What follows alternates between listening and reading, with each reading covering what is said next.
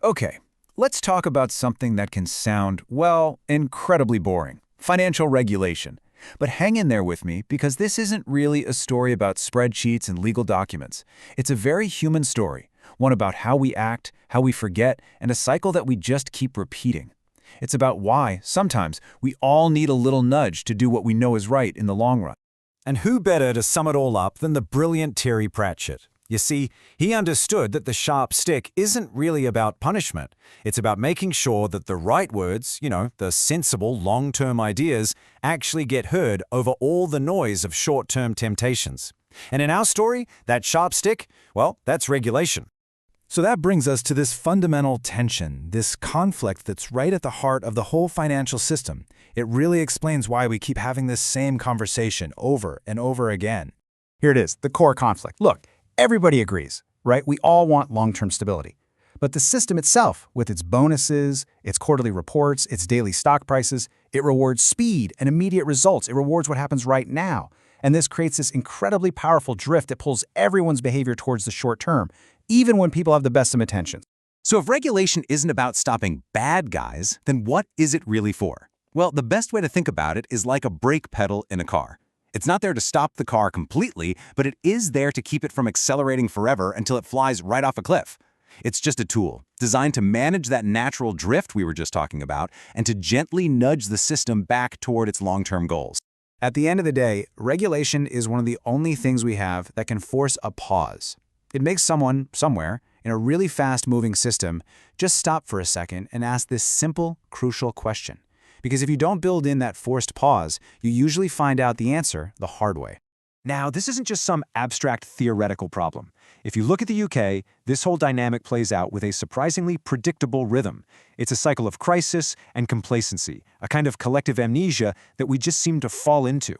And here is that cycle. It always starts with a painful crisis. In response, we get reform, new rules, tougher oversight. But then, time passes. The memory of the pain fades, and those safety rules start to feel, well, inconvenient. A drag on growth. The calls for deregulation get louder and louder, and the system slowly, quietly drifts back toward being fragile again, all while telling itself that it's never been safer. So let's look at the last big time this wheel turned. The whole light touch regulation of the late 90s and early 2000s, that wasn't an accident. No, it was a very conscious policy choice designed to make London the most flexible, innovative, and attractive financial hub in the world. And you know what?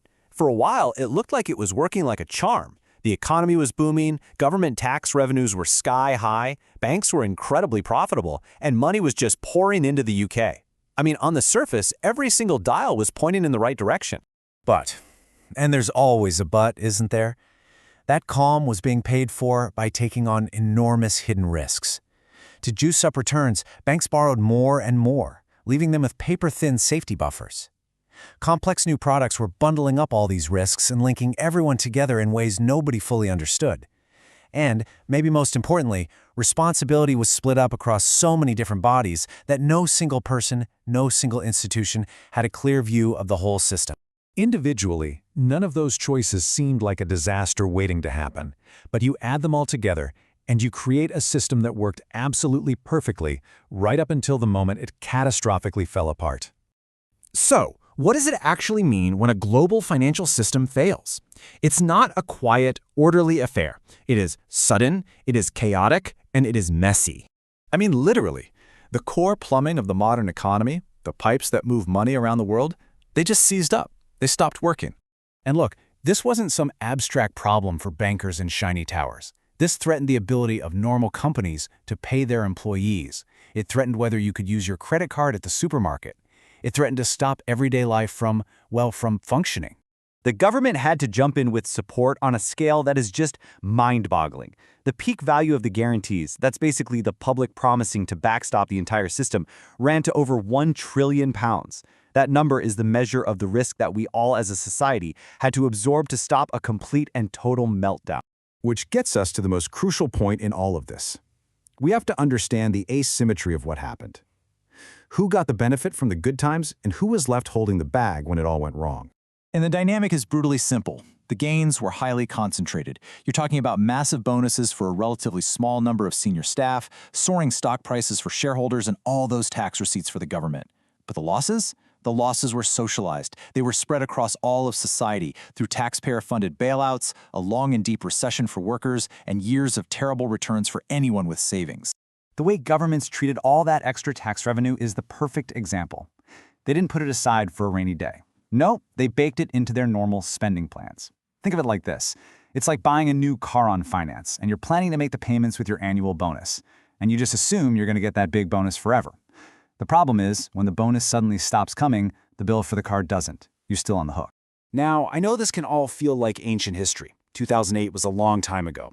But if you listen really closely to some of the conversations happening right now, you might get a weird sense of déjà vu.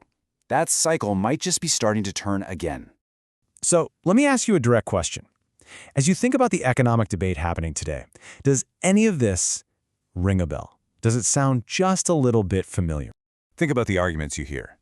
Regulation is a drag on growth. All this oversight hurts our global competitiveness. We need to give innovation more room to breathe. These are the exact same arguments that paved the way for the light touch era. I mean, history isn't just rhyming here. It's practically reading from the same script. And this really brings us to the most important takeaway. We have to be realistic here. The goal of good regulation isn't to create some perfect system where nothing ever goes wrong. That's impossible. The real job, the smart job, is to build a system where things can go wrong, but they do so without bringing the entire house down. It's about making failure survivable. Which leaves us with this one last thought to chew on. If the greatest trick the financial system ever pulled was convincing us we couldn't possibly understand it, maybe the second greatest was convincing us that this time it would be different, that this time it could finally be trusted to regulate itself. And history would suggest that's a very, very optimistic bet to make.